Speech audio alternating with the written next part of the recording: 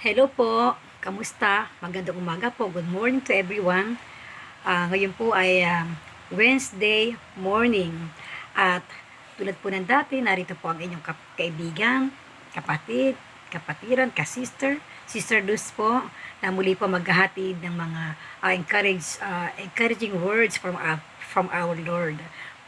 Base po ito sa mga salita niya na nasa Biblia.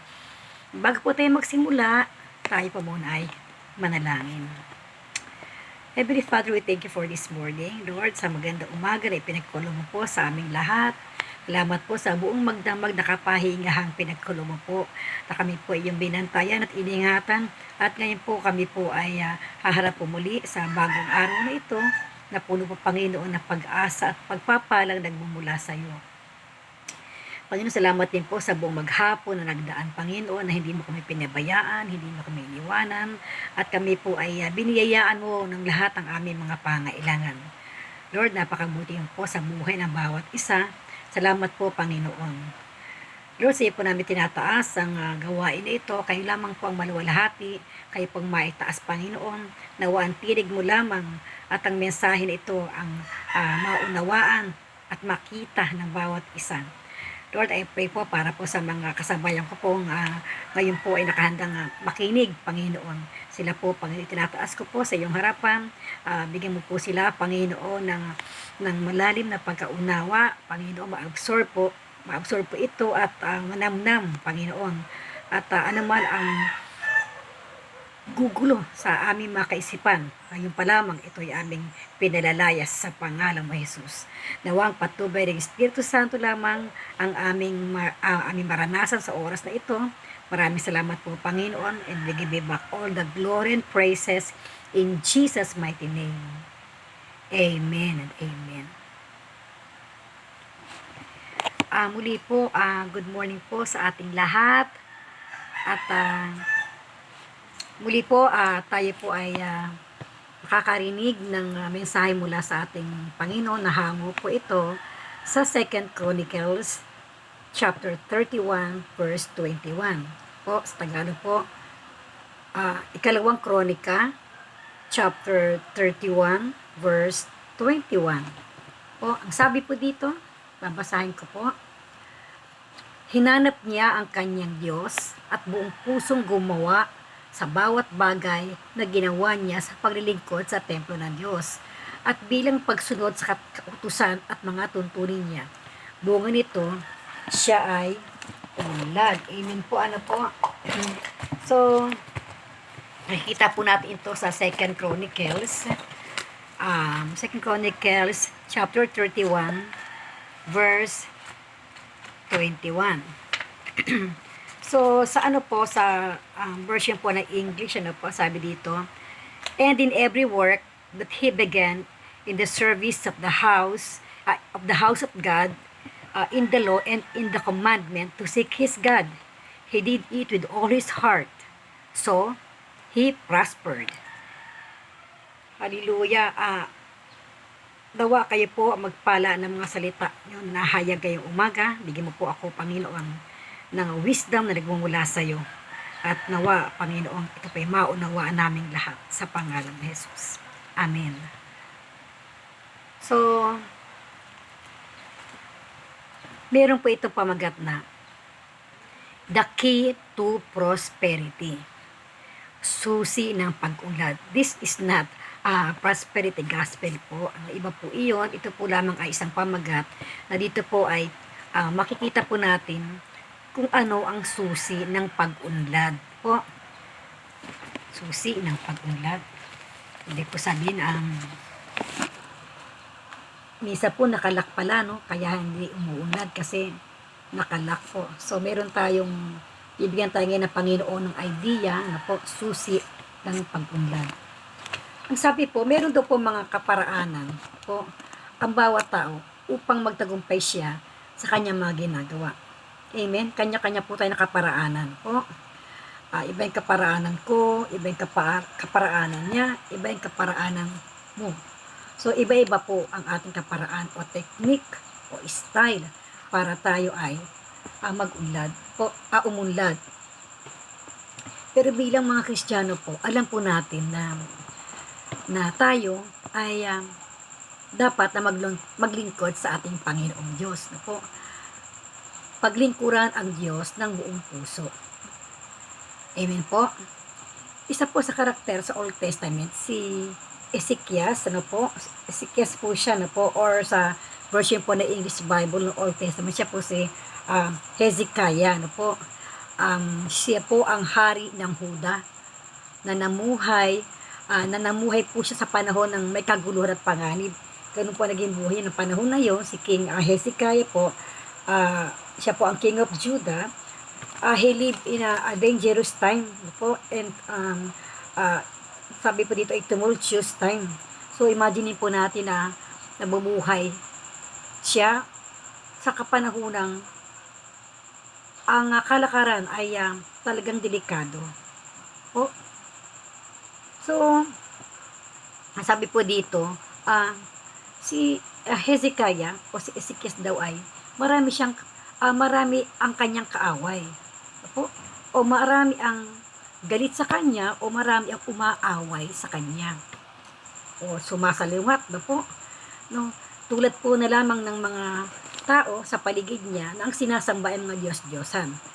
Natural po kahit po sa panahon natin ngayon, tayo pang mga Kristiyano, ay hindi po tayo sumasamba sa mga Diyos-Diyosan.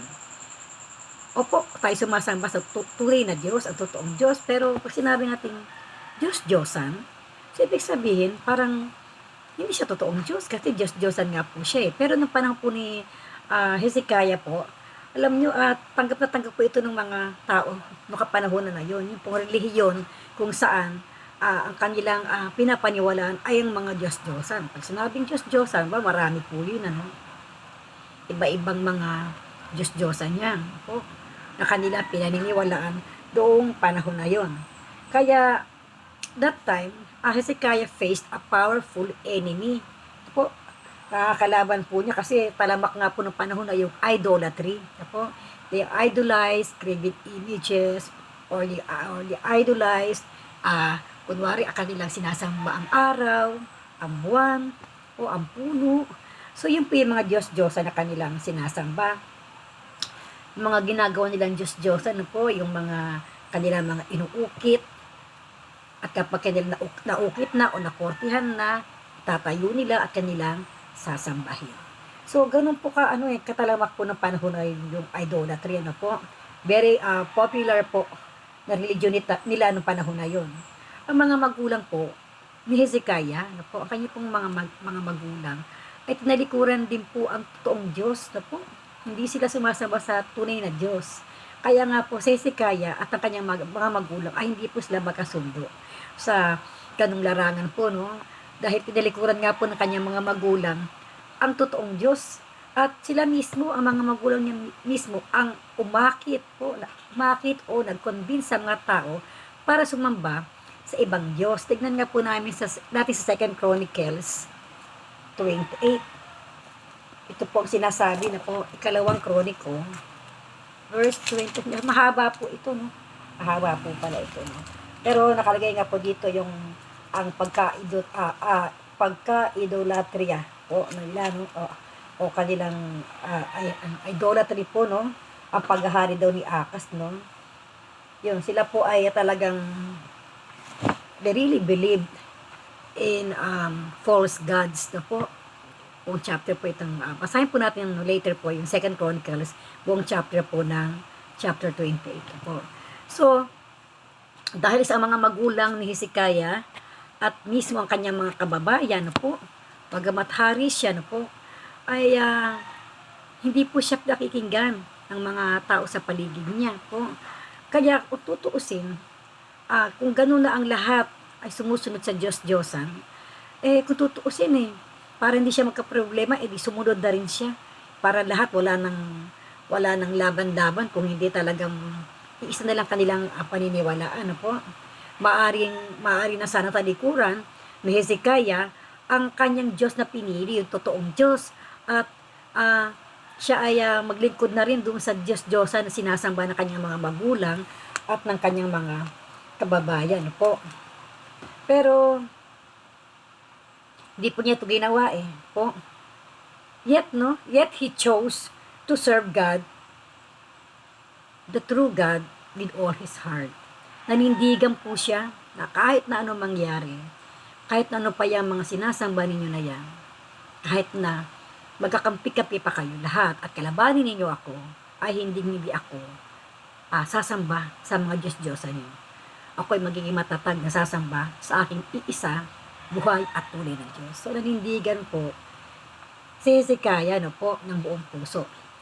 Kaya po, ginawa niya ang lahat. He did everything, no, in his power. King po siya, no po, to promote worship of true God. Ginawa po niya ang lahat para po siya po ay makapagpatuloy sa pagsamba niya sa kanyang tunay na Diyos. Na masigasig po yung sinunod ang kautusan ng Diyos. Hindi po siya tumalikod, hindi po niya hindi po siya what you call this, hindi po siya naging matigas na po, hindi niya binaliwala ang kautusan ng Diyos. At bilang resulta po, no, as a result po ng kanyang pagsunod, diligently, no, he followed God po, commandments, sumunod siya sa kautusan po. And as a result po, Hezekiah's determination to serve God, ano po ang naging resulta? God blessed Hezekiah. Pinagpala po ng Panginoong Diyos si Hezekiah po. Alam niyo po, nalagpasan po ni Hezekiah yung magulong panahon na yun po, dahil siya po ay nagpasya sa pagsunod sa Diyos na kanyang kinikilala po. At kahit pa iba ang paniniwala ng mas nakakarami, nagpatuloy po siya, nanindigan po siya, hinawakan po niya kanyang pananampalataya po. Siya ay nagpatuloy sa paglilingkod sa kanyang tunay na Diyos. Siya hindi natinag kahit na maging kalaban pa niya ang mga tao, maging magulang man niya, sapagkat alam po niya na ang Diyos na kanyang kinikilala at sinasamba ay ang tunay at nag-iisang buhay na Diyos. Amen po. So, alam po natin, tayo pa mga Kristiyano, tayo mga nakakilala na sa tunay na Panginoon, tunay na Diyos, ano po ba ang makapagpapabago sa atin upang tayo ay kumawala muli at tayo ay tumalikod sa ating kinilalang Diyos? Naranasan na po natin siya, di ba? Naranasan na po natin ang kanyang pagka-Diyos sa buhay natin. Nagpatotoo na po siya sa atin. Opo. Minsan ang hirap ipaliwanag at ang hirap isa-isahin. Pero mula noon hanggang ngayon, ang Diyos ay nananatiling tapat sa atin. Kahit may problema tayo. Ang naiiba lang naman yung sitwasyon natin sa mundo Pabago-bago. Opo. Kahit tayo, ang mood natin. Wala namang permanente sa ibabaw ng mundong ito. Lahat ay nagbabago. Opo. Ano lang hindi nagbabago? Ang salita ng Panginoon. Kaya nga panghawakan natin Kasi tayo yung pabago-bago, pero kung nakapit tayo, at tayo ay nagpapakapit, nagpapahawak sa Panginoon, di tayo matitinag. We will not be shaken, sabi nga po. Why?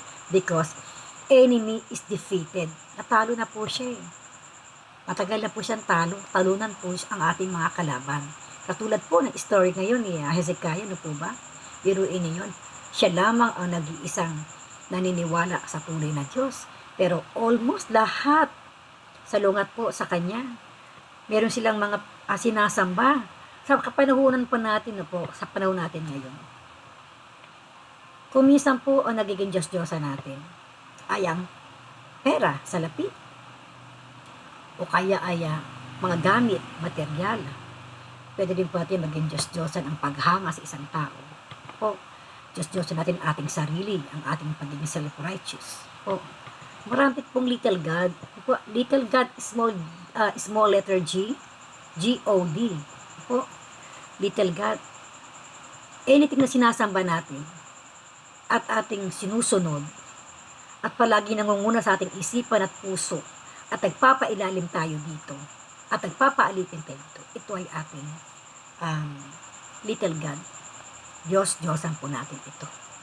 Kung sa panahunan po natin sa ngayon, na meron po tayong pandemic, Ano po, marami na po ang mga taong nawawala ng pag-asa, napapailalim sa problema, napapailalim sa mga kaguluhan, wala na yung mga bagay na pagpapasensya, na po. Alam niyo po, maiko-consider natin na ito ay little God. Yung pong fear natin, takot tayo eh. Paggising sa umaga, takot na kaagad. May nervous na, may takot na. Ano kaya ang gagawin natin sa umaga na ito? Ano kaya ang ating kakainin mamaya? Ano kaya ulamin natin? O kaya paano kaya kinabukasan natin? O, napakarami pong paano sa buhay natin. Yung mga lalakarin kong papeles, paano kaya ito? Wala masakyan? Ako baka wala na naman yung taong katransaksyon ko. Nakula na akong clients. Parang lahat negative. Huwag po natin sasabihin yun. Kasi pag po atin dineclare ng ating mga labi yun, baka yun nga po mangyari. Kasi alam natin na kalaban natin nandiyan sa tabi-tabi at naghihintay na siya na parang waiting like a roaring lion na sasakmalin tayo. Hindi naman po yan nababasa isip natin.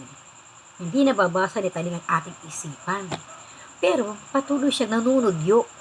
Po, patuloy siyang nagbibigay ng mga temptations, naglalagay ng utak natin, nagbabato siya ng mga negatibong mga elemento, pero hindi niya alam kung anong iniisip natin. Po. So, dumidepende po siya doon sa reaksyon natin. Po. Ibig sabihin, sa mga pinaisip niya sa atin at mga ginagawa niyang pang-aabala sa buhay natin, ano magiging reaksyon natin? Kung tayo biglang, ay nako, ito na naman. Bakit ba laging ganito? Yun po yung ating reaksyon ano. So nakinig si Taling at narinig niya talaga yun. Kaya saan gagawin niya? Nawawalan pala ng hope to eh. Naiinis na pala to eh. Lalo kaya itong galitin. O kaya linlangin ko to. Ganun po eh. So, depende po ito sa ano eh. Depende po ito sa reaksyon natin kung ano po yung nagiging response natin po sa nangyayari sa paligid. Ganito po ang nangyayari kay sa kapanahon ni Ezekias po siya po yung binibigyan po siya ng mga bagay na parang gusto ng mga tao sa paligid. Even his parents po ay give up na siya. O eto, nag-iisa ka na lang dyan eh. Aasa ka pa ba? Eto, marami kaming Diyos isa-isahin natin to Magtutulong-tulong sila. Ganun po ba yun? Marami po bang Diyos? Kaya po, tinuturo po sa atin ang mensahe na ito na dapat po kilalanin talaga natin. Kilalanin natin ang Diyos ng buong puso. Po, tanggapin natin siya, ibigin natin siya ng buong puso, buong kaisipan, at buong kalakasan. Para sa isip man o sa gawa, hindi tayo mapapasukan ng mga thoughts na ibinibigay sa atin tayo kasi nakaselyo yan ng Holy Spirit. Selyado po yan eh. Kapag nakaselyo po yan, hindi mabubuksan. Sealed nga po. Sealed with the Holy Spirit. Amen? Kailangan po yun. Kasi si Taning, kapag pumasok sa iyo, kapag po yan ay pumasok sa atin, hindi naman daliri ipapasok yan eh. Hindi na maliit lang eh. Kundi pag meron siyang entry point sa utak natin, sa isip, sa thoughts, sa emosyon, sa physical. Alam po niyo, ipapasok niya buong katawan niya. Buong-buo siya. Gusto niya sakupin. At anong mangyayari? Tayo ililigaw niya. Paano kung iniisip natin palagi? Ang hirap ng buhay ngayon. Pabaksak na ang Pilipinas. Paano na ako? Paano yung pamilya ko? Wala na kaming work, wala kaming pera. Sabihin yun ni Taning. Kasi dineclare mo yun eh. Dineclare mo yun. So sabi ni Taning, oo, sige pa.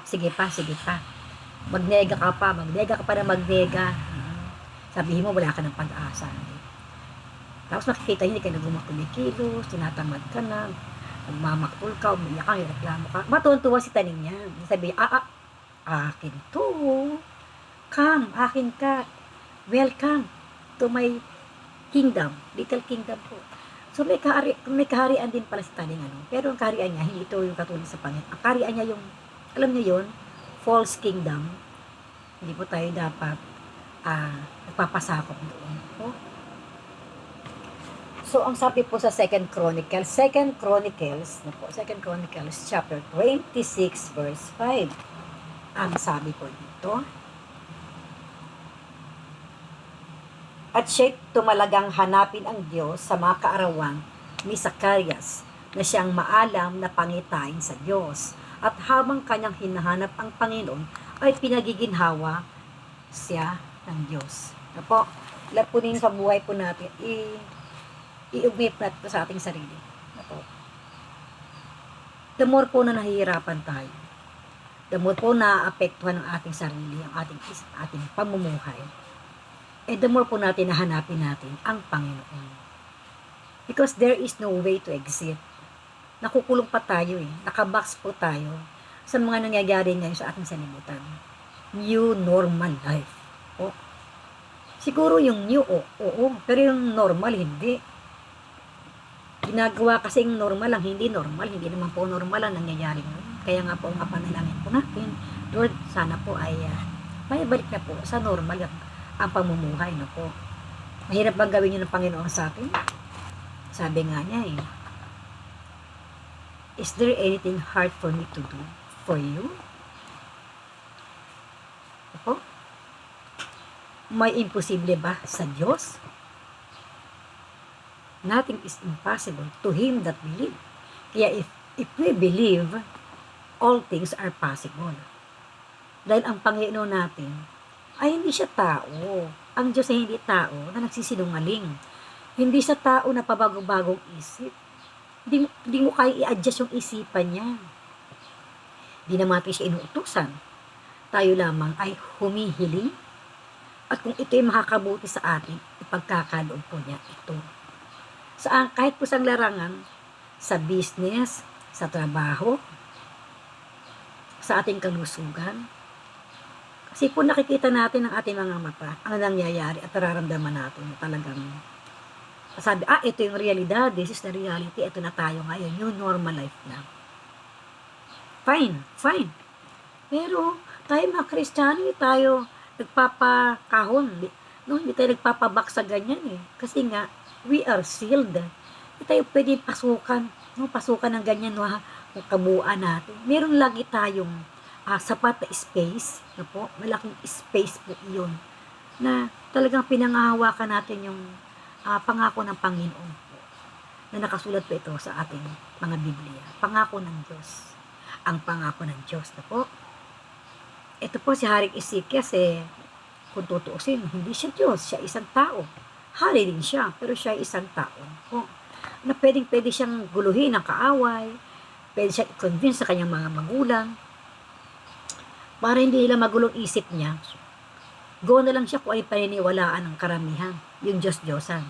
Pero nanindigan po siya Alam po nito pong kailangan natin, meron po tayong paninindigan. May faith tayo, yun po panampalataya natin. Faith comes from hearing po. Hearing the word of God. Ibig sabihin po, matuto tayong makinig. Basta tayo ng Bible.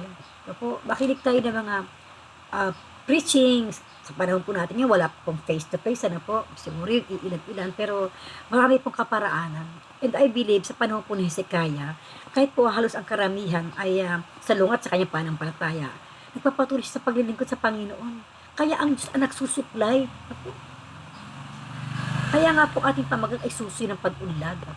The key to prosperity. Prosperity ito saan?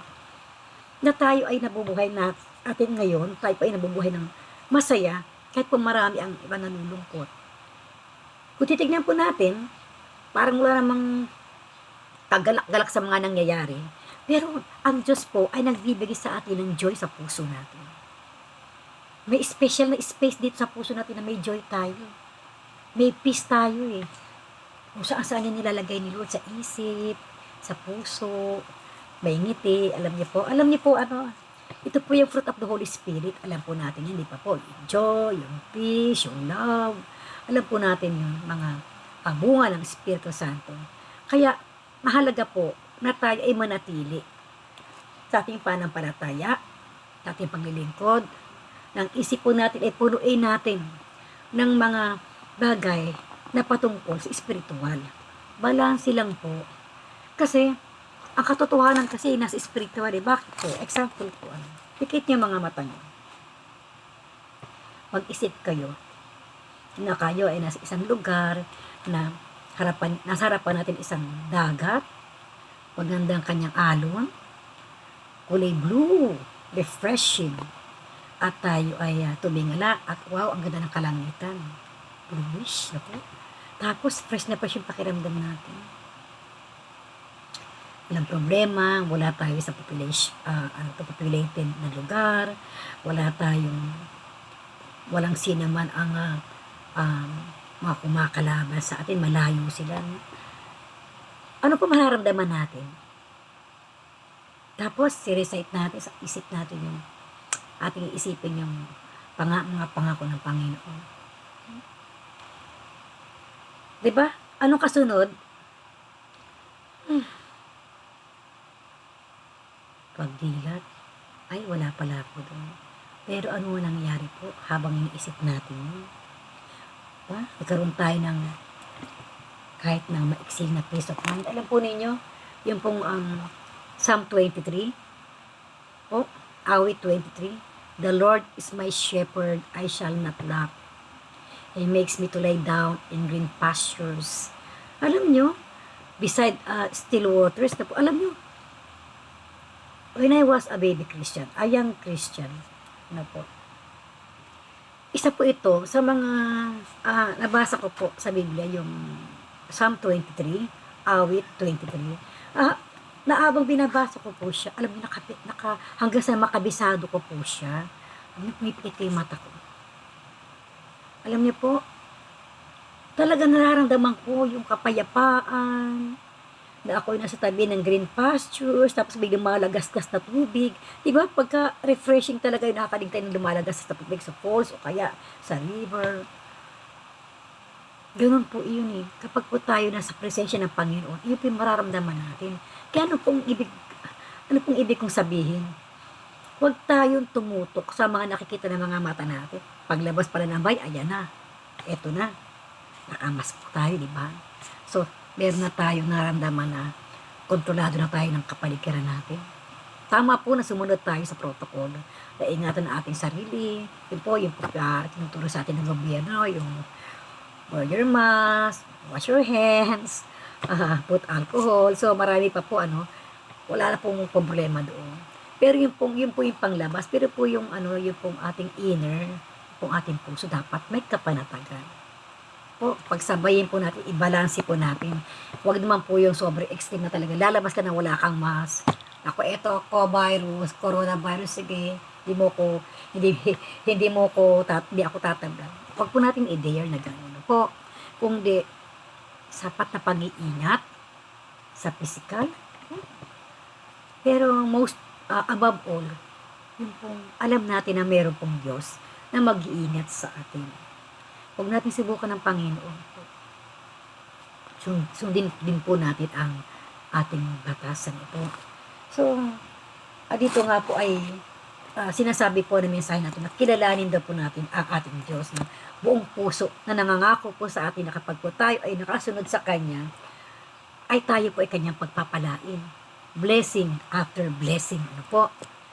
Sa mga panahon na hindi ka tanggap-tanggap ang pagsamba sa Diyos at ang lahat ay laban kay Hezekiah, kailangan talaga ng tibay ng loob at pagpapasya na hanapin ang Diyos. Kung sa isang pamilya, kung ang lahat ay nega sa'yo, dahil you go to church, you read the Bible, you're serving the Lord, hayaan po natin sila. Bigay po natin ang respeto natin sa kanila. Igalang po natin sila. Pero po ang punto po rito, manghawak po tayo sa ating pananampalataya. Huwag tayong bibitaw. Katulad po ni Hezekiah, even his parents masusog sa pagsamba sa Diyos-Diyosan. Maaaring yung pamilya niya, mga kaibigan niya, kamag-anak niya. Hindi po ba ito po yung realidad ngayon, lalo na kung hindi pa po Kristiyano ang buong sambahayan, ang ating pamilya. Dahil ang sabi po dito ay ino-honor din po ng Panginoon ang mga katulad natin na nagko-commit sa Kanya. God will honor the heart that commits to follow Him. Kaya kung ipaglalaban po natin ang ating pananampalataya, God will honor our faith. Amen po. Huwag tayong matakot kasi lahat naman po dumadanas ng persecution eh. I was persecuted when I was a baby Christian. Dinanas ko po yung lahat, pati po yung mga hagupit, palo, torture po talaga. Dinanas ko po ito. I was in my 23, 24, yun po yung mga ako po ay na persecute po ng aking magulang at pamilya. Ilang taon na po lumipas. Wala 61 na po ako pero nagpapatuloy po. May ups and downs, dapa, bangon ulit. At God is changing us gradually po. No? Natututo pa tayo sa ating pagkakamali. No? Kaya po in times po na kapag in times po na worshiping God is not good for everyone. Wag po natin itong katakutan. Wag natin i-please ang tao na para wag lang tayong layuan ng ating mga kaibigan, para tayo itakwil ang ating mga magulang. Pero po natin na huwag umabot sa ganun. Po. Kasi may iba-iba po tayong dinadala. Sabi nga ng Panginoon, if you want to follow me, carry your cross. Pero alam po natin na pag-carry po natin ating sariling cross, hindi naman po tayo nag-iisa eh. Nandiyan ang Panginoon. Po. Kaya nga, in times when worshiping God is not in good, in the eyes, is not good in the eyes of many people, at patuloy na ino-oppose nila yung ating pananampalataya, tayo daw po ay magpatuloy po. Because God is pleased to prosper those who strive to please Him. Ayan, maliwanag po. God is pleased to those people who strive to please Him. So kapag nakikita ng Panginoon na sa kabila ng ganitong mga sitwasyon, ay nagpapatuloy tayo. Ginagawa po natin what is pleasing to the eyes of God. Sa paningin to the o ano man po yung mga bagay na makapagbibigay sa Panginoon ng kaluwalhatian. Po, ino-honor po ito ng Panginoon. Po, kaysa dun sa mga ibang tao na mas gusto nila yung approval ng kapwa nila tao. Alam niyo po, ibig po sabihin ng, hindi kasi sila naniniwala eh. Hindi sila naniniwala sa faith ko. So, yan muna. Yan na lang natin. Bahala na sila sa buhay nila. Ay ako naman, para hindi sila maginega sa akin, di kung ano yung gusto nila, susundin ko na lang. Di para inihurog natin ang sarili natin sa kamalian.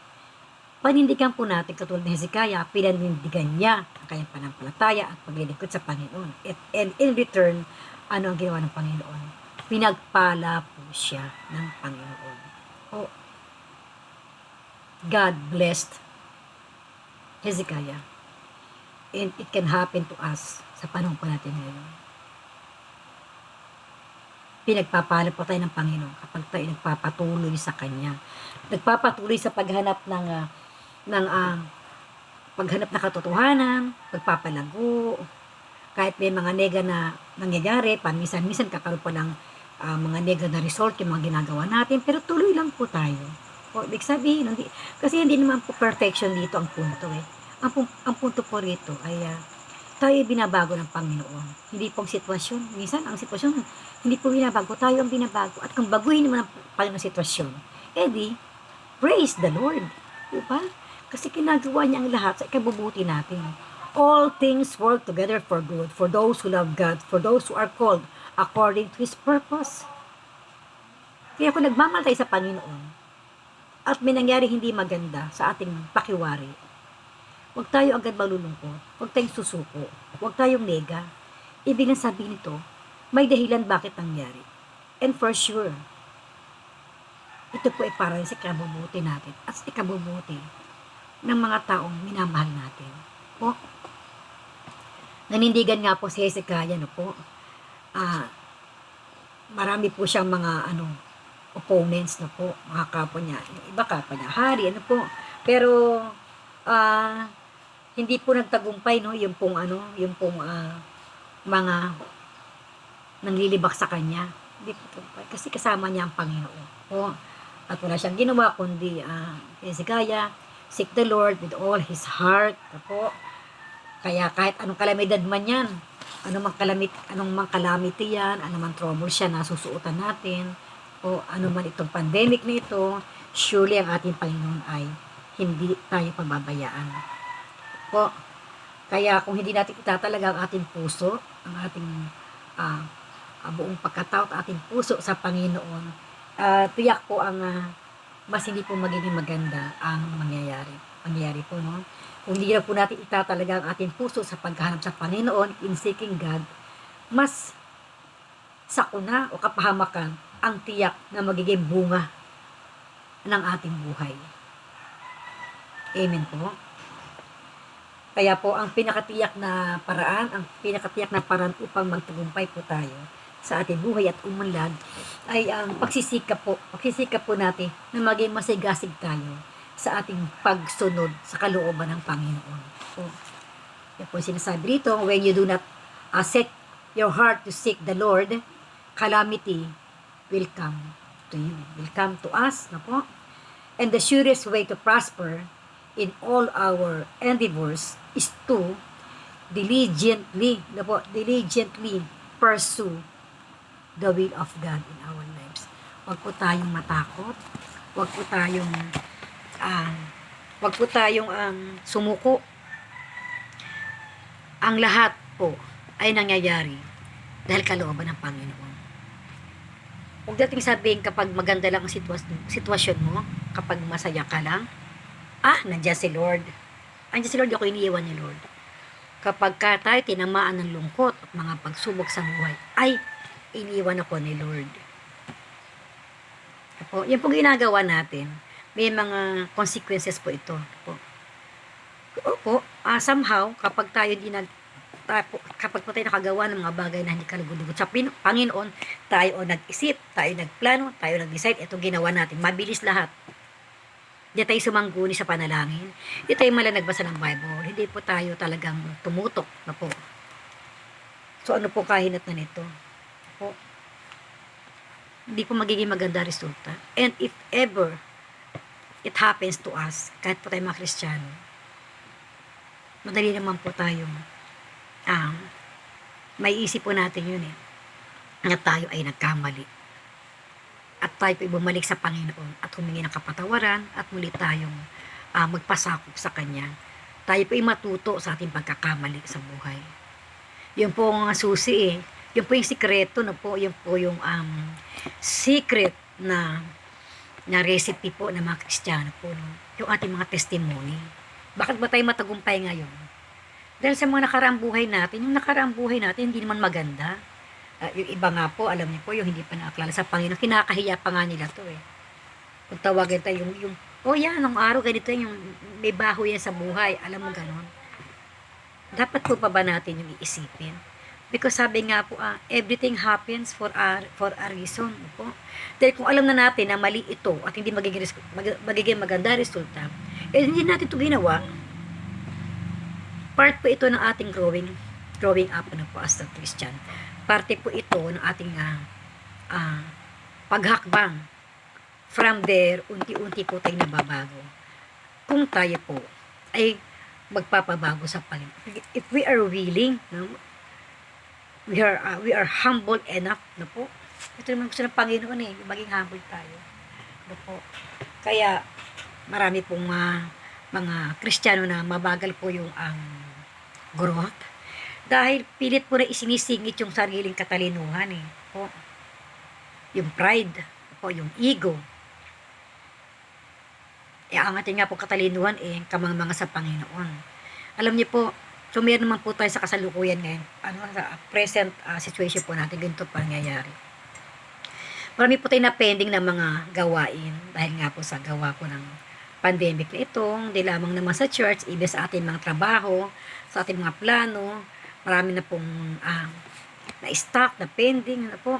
Huwag po tayong magnega dito. Kasi ang Diyos na nakakaalam ng lahat Kahit mapending pa yan ng matagal. Lord, wag naman po, sabi siguro ninyo, no? Mapending man yan. Kasi may gagawin ng Panginoon Di po ba? When God closes the door, He opened the window. Amen? Lagi may kaparaanan ng Panginoon. Ibang kaparaanan niya eh. Ulit-ulit po natin nga napapag-usapan yung Isaiah 55, I think 8 and 9. The Lord said, my ways are not your ways. My thoughts are not your thoughts. Kung gaano kataas ang langit hanggang lupa, ganun po yun eh. Hindi natin kayang abutin, hindi natin kayang arukin.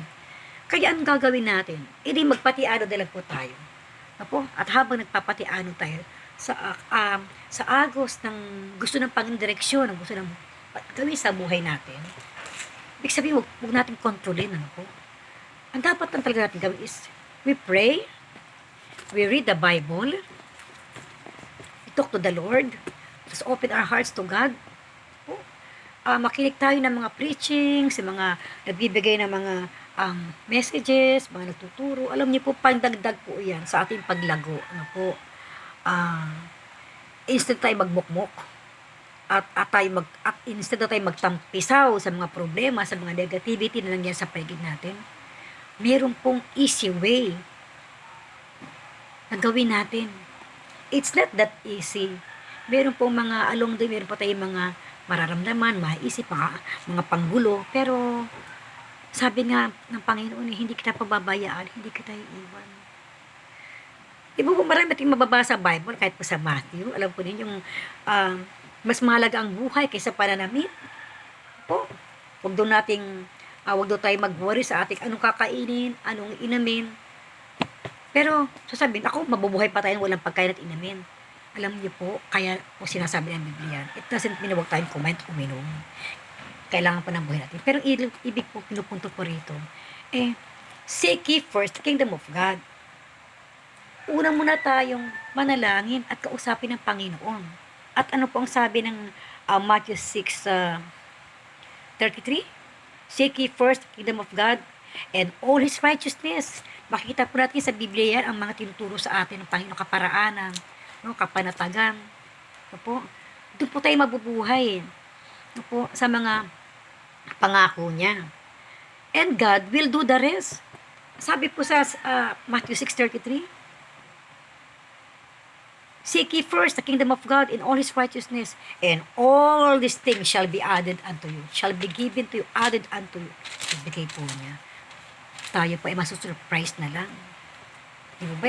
Ano po bang pecha na? Ilang buwan na po ba tayo nasa pandemic? Buhay naman po tayo. Naiinis tayo sa mga nangyayari.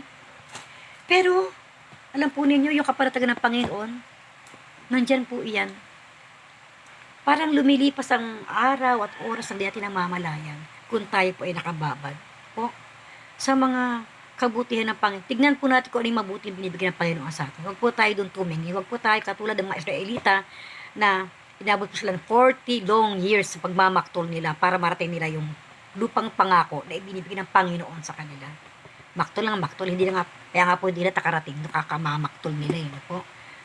Kung tutuusin hindi naman naabot ng isang buwan. Po. Pero na po ng 40 years na po. So, ngayong umaga po, ito po yung ibinibigay ng Panginoon sa atin. Na wala po ibang daan at susi na ating pag-unlad. Ito po, pag-unlad hindi lamang po sa mga financial at material. Ito ay pag-unlad natin bilang tayo na nabubuhay sa mundo na ito. Sabi nga po ng Panginoon, be occupied until I return. Yung pagiging occupied, anong gagawin natin? Occupied ba yung wala tayong ginagawa? O occupied ba yung ibinuhos natin ang oras sa ating bisyo o sa ibang mga bagay na kinahuhumalingan natin na nakakapagpalayo sa ating Panginoon? Balanse lang po. Hindi naman po masamang maglibang. Pero piliin din po natin kasi po, sabi po ng 2 Corinthians 5:17, di po ba? Therefore, kapag tayo po ay Kristiyano na, naiiba na po yung takbo ng isip natin. Yung lumang pagkatao wala na. Kung makinahihiligan natin noon, ngayon wala na yun. Po, bagong nilalang na daw po tayo. Yung pang sabi ng 2 Corinthians 5:17, ano po? And Romans 12:2, do not conform to this world by renewing of our minds. Kailangan tulungan natin yung sarili natin na meron po tayo talaga desire na mabago. At huwag tayo umayon sa takbo ng salibutan. Ano ba ang takbo ng salibutan na ito? Pabaksak po, ano? Pero dito po, kapag po tayo umayon sa kalooban ng Panginoon, sa mga sunyang gawin sa buhay natin, Bibigyan natin ng susi ng pag-unlad sa ating kabuhayan, sa ating magiging masaya po tayo, magiging ibang nilalang po tayo, no? Magiging parang alien na tayo sa mundo na to. We are not here. We are not really residents here. Kasi magiging parang hindi na natin gusto ang nangyayari na po. Parang nabubuhay tayo, pero hindi tayo apektado na mangyayari. Kasi nga po, di ba pag nasa ibang bansa tayo, po, meron tayong pagka-alien pag nasa ibang bansa tayo. Kasi hindi yung Pilipinas, ibang salita, ibang kultura. Pero, pinangahawakan natin na tayo Pilipino. Po, sa salita, sa puso. Maliban na lang yung mga medyo nagbabago na po. Pero hindi po eh. Parang ganoon din po na once na tayo maging Christian, tayo, we belong to the kingdom of God, to the family of God. Iba na yung mga gusto natin. Iba na ikinasisiyan natin. At saka talagang tayo po ay naghahanap talaga ng kahawagahan ano po ng salita ng Panginoon. Kasi God's word is living word na nakapagpapabago po ng ating buhay. Po. Alam po ninyo, I know na marami pong mga Kristiyano na nakakarinig po ng message na ito po. Kaya alam ko pong naintindihan po natin ating pinag-uusapan po. Para po doon sa mga first time na nakapanood o second time na medyo nadaanan po sa ating YouTube ano po. Una, salamat po sa lahat po, sa inyo, sa inyong pakikinig. Salamat sa Panginoon. Hindi po aksidente na nabuksan po ninyo ang inyong YouTube at nakita po ninyo ang mensahe na ito, narinig po ninyo. Meron pong behind that, meron pong ginagawa ang Panginoon po. Kung tayo po ay medyo hindi pa ganong nakakaunawa po, narito po ako, at ang Panginoon po ay may plano na paranasan din po ninyo kung ano po yung nararanasan namin at sinasabi ko. Yun po ay mangyayari kapag atin pong tinanggap si Jesus bilang ating Panginoon at sariling tagapagligtas. Kaibigan, gusto mo bang maranasan? Ibig mo bang maging masaya? Maging mapayapa, may peace of mind ka, may joy ka, at mawala ang takot mo, na maging sa kabila ng pandemic na ito, magkaroon ka ng kapayapaan sa isip mo, na maging panatag ka.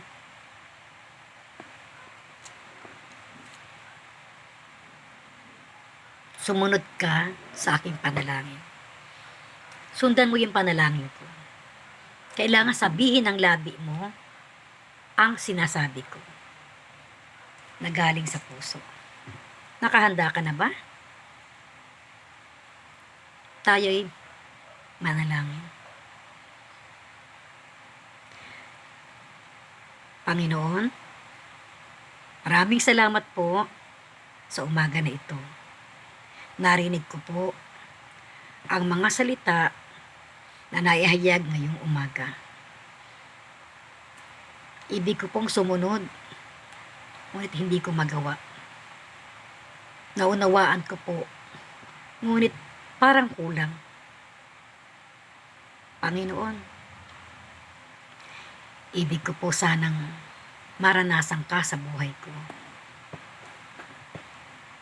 Narito po ako at inaamin ko po na ako ay makasalanan. Marami po akong nagawa sa aking buhay na hindi po kalugod-lugod sa iyong harapan. Inaamin ko po na ako ay makasalanan. Panginoon, narito po ako at humihingi ng kapatawaran sa lahat-lahat ng aking nagawa mali sa iyong harapan. Narito po ako, binubuksan ko po ang aking puso at inaanyayahan kita, Jesus, na pumasok sa aking puso, sa aking buhay. At tinatanggap kita, Jesus, bilang aking Panginoon at sariling tagapagligtas. Ikaw na po ang manguna sa aking buhay mula sa oras na ito at magpakailanman. Linisin mo po ako ng iyong banal at makapangyarihang dugo. Mabuhin mo po ang aking buhay. Ibig ko pong sumunod sa iyo. Maraming salamat po sa kapatawaran sa lahat ng aking kasalanan. Mula pa sa oras na ito, ikaw na po, Jesus, ang aking Panginoon at sariling tagapagligtas. Salamat po. Amen. Amen. Happy birthday. Kaya po happy birthday kasi pinanganak kayong muli sa Espiritu. Ngayon po ay ikaw na ay sinasabi nga po bagong nilalang na. Po, at kailangan po natin at tayo magpatuloy na po. Salamat sa Panginoon kung tao sa puso ang pagtanggap kay Jesus bilang Lord and Savior, ang banal Espiritu po ay mananahan na sa inyong puso. At bilang mga baby pa lang, kapapanganak pa natin bilang Kristiyano, tayo po ay magpalago sa pamamagitan ng pagbabasa ng Biblia, pagbabasa ng mga aklat patungkol sa mga espiritual. Tayo pa ay magpagabay sa ating mga kaibigan Christian, leaders, pastors po, at manalangin po tayo. Humingi po tayo ng wisdom sa Panginoon po. Magpasako pa tayo. Naniniwala po ako na ito po yung pasimula na magkakaroon na po kayo ng tunay na kagalakan, kapayapaan na hindi ibinibigay ng sanlibutan na ito. Hayaan po ninyo na panalangin ko kayo at tayo po ay magsara sa isang panalangin. Maraming salamat, Ama, sa pangalan ng iyong anak na si Jesus at sa patuloy ng Espiritu Santo sa katapos po na gawain ngayong umaga. Salamat, Panginoon. Wala po kami itataas kundi ikaw lamang, Jesus, sa aming buhay. Ang mga salita na nahayag, Panginoon, na ikaw po lamang ang may kapangyarihan at kakayanan na magbigay sa amin ng susi upang kami po ay maging maunlad sa aming buhay. Maging sagana po kami, hindi lamang po sa mga bagay, Panginoon, na kinakailangan namin sa araw-araw, kundi maging sa aming mga sarili. Mapaunlad po ang aming buhay, sa aming pananaw po na ang lahat ng bagay na ito ay aming malalagpasan kung mga negatibong elemento na nasa aming kapaligiran.